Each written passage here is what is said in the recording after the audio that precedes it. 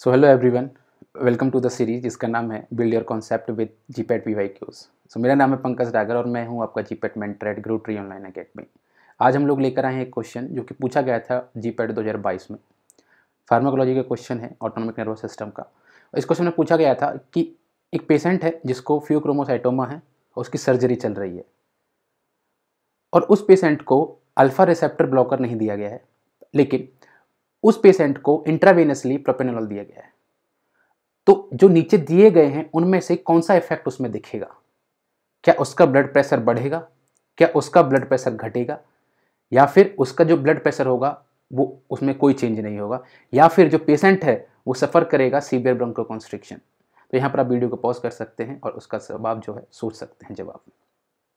ठीक है, अब मैं आपको इसको एक्सप्लेन करता हूँ कि इसका आंसर क्या होगा विथ प्रॉपर एक्सप्लेनेशन।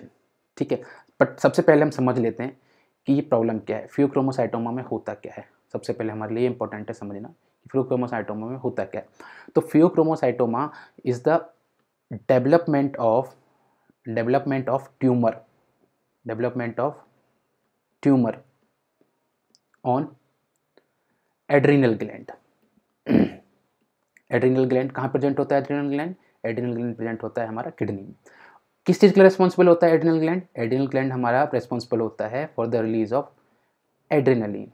ठीक है, और जब प्रॉब्लम होती है फियोक्रोमोसाइटोमा की तो एड्रेनलिन का जो रिलीज होता है वो बहुत ज़्यादा इंक्रीज हो जाता है, मैसिव रिलीज ऑफ एड्रेनलिन होता है। अब हमको पता है कि एड्रेनलिन अगर बहुत ज़्यादा रिलीज होगा तो उसकी वजह से सिंपैथेटिक एक्टिविटी जो होगी वो इंक्रीज हो जाएगी।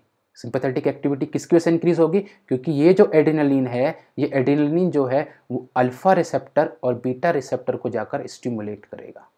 अब अल्फा और बीटा रिसेप्टर का स्टिमुलेशन पे इफेक्ट क्या होता है बॉडी में वो समझ लेते हैं हम लोग। ठीक है, देखिए एक ट्रिक देखिए यहाँ पे, A B C D, alpha 1 beta 2। तो जो अल्फा 1 रिसेप्टर होता है जब उसको एड्रेनलिन एक्टिवेट करता है या फिर स्टिमुलेट करता है ब्लड वेसल्स के ऊपर, तो ये रिसेप्टर कॉज कराता है constriction of blood vessel, constriction of blood vessel, constriction of blood vessel.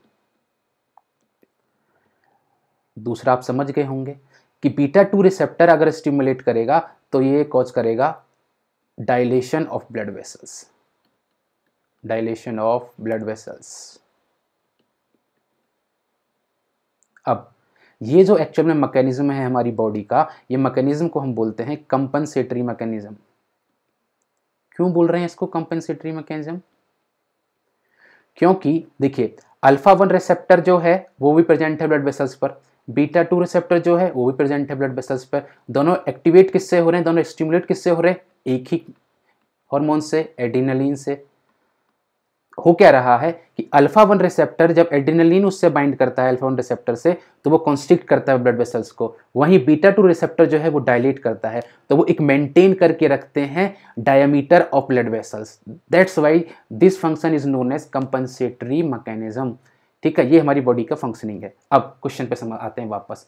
तो इन्होंने क्या किया है कि फियोक्रोमोसाइटोमा का एक पेशेंट है, ऑब्वियसली उसके अंदर बहुत ज़्यादा रिलीज हो रहा होगा एड्रेनलिन, तो क्या हो रहा होगा? ऑब्वियसली उसका ब्लड प्रेशर जो वो इंक्रीज हो रहा होगा। तो उसको इंक्रीज करने के लिए हमको क्या करना चाहिए था? हमको देना चाहिए था उसको अल्फा रिसेप्टर ब्लॉकर, लेकिन हमने वो नहीं दिया, हमने वो नहीं दिया। तो अब ब्लड वेसल्स क्या हो रहेंगे? क्योंकि एड्रेनलिन अल्फा रिसेप्टर पर जाकर बाइंड करेगा तो कॉन्स्ट्रिक्ट कर रहे होंगे। ठीक है, तो हमने कहा ठीक है चलो कोई दिक्कत नहीं, लेकिन कंपनसेटरी मैकेनिज्म तो है, बीटा 2 रिसेप्टर जो होगा उस पर तो बाइंड कर रहा होगा एड्रेनलिन, वो डायलेट कर रहा होगा, थोड़ा कंपनसेटरी मैकेनिज्म काम कर रहा होगा। लेकिन इन्होंने और क्या किया? उसको प्रोपेनोलॉल दे दिया। प्रोपेनोलॉल क्या है? प्रोपेनोलॉल जो है वो बीटा 2 रिसेप्टर ब्लॉकर है। तो अब क्या हुआ? जो हमारा कंपनसेटरी मैकेनिज्म था वो भी बंद हो गया। इसका मतलब क्या होगा कि ब्लड वेसल्स अब और ज्यादा कॉन्स्ट्रिक्ट करेंगे, और जब ब्लड वेसल्स कॉन्स्ट्रिक्ट करते हैं तो ब्लड का जो प्रेशर होता है वो इंक्रीज हो जाता है। तो इसका जो करेक्ट आंसर होगा वो होगा there will be a rise in the blood pressure. ठीक है, अब ये तो हमको समझ में आ गया इसका आंसर, लेकिन हम कुछ और चीज़ें जान लेते हैं इसमें, कुछ और चीज़ें जो कि इंपॉर्टेंट हैं। जैसे कि यहाँ पर हम हमारी बात चल रही थी अल्फा रिसेप्टर ब्लॉकर्स की, तो इसकी दो कैटेगरी होती हैं हमारी। कौन कौन सी कैटेगरी होती है हमारी? पहली कैटेगरी होती है सेलेक्टिव, एक होती है नॉन सेलेक्टिव।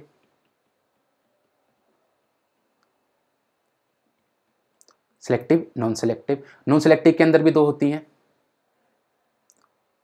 रिवर्सिबल,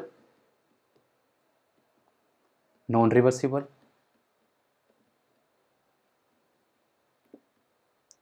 रिवर्सिबल में आते हैं आपके फेंटोलामीन,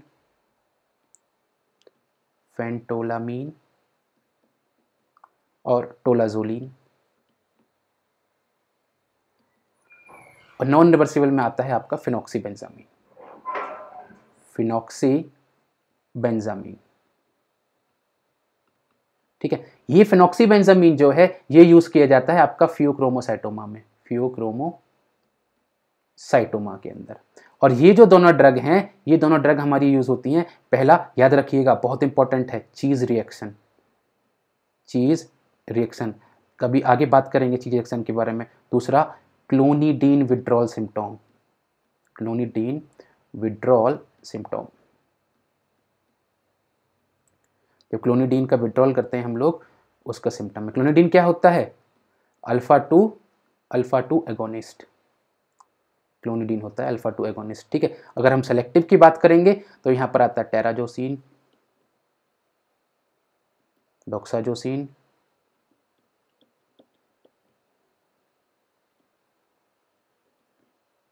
प्राजोसिन, अल्फूजोसिन, बहुत सारी ड्रग आती है इसके अंदर।